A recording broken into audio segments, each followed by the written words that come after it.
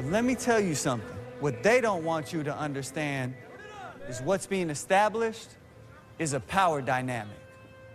Colin in Black and White, the Netflix limited series that is Colin Kaepernick telling his own story, only premiered a few days ago, and it's getting a lot of attention for its opening scene alone.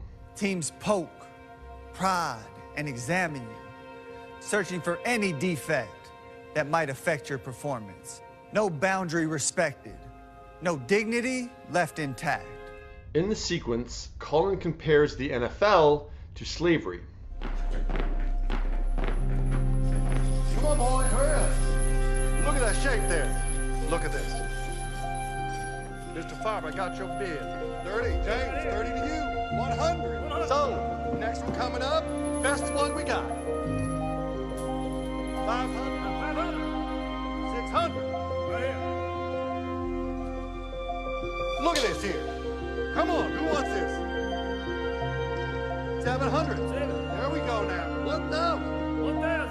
So I know this is going to get a lot of people fired up, and I'm very interested to hear your thoughts on this. And look, I'll say it out loud. I'm a white man, and I'm also a guy who isn't that into football. So you can completely dismiss my opinion if you want to.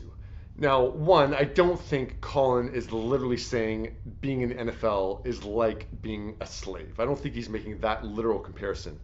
I think he's making an interesting point. I mean, you think about the NFL teams, they're all owned by white men.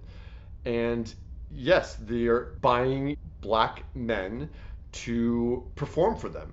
And it's so funny, so often people say, shut up and just dribble or shut up and just play when it comes to athletes speaking their mind. So it's the idea of, I don't want to hear you speak. You're just here to entertain me. You're just here to work for me, basically.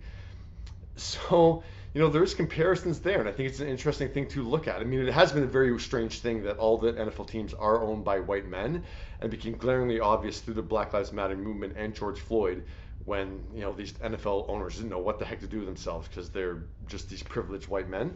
So, yeah, it's an interesting allegory to make. Once again, I don't think Colin is saying it was like being a slave and to be in the NFL, but it's an interesting dynamic. Like he says, they established a power dynamic very early in the NFL to make you know where your place is. And so it's an interesting allegory to make. And I think it's interesting to present that discussion among sports fans. So bring it on. I want to hear your thoughts about this.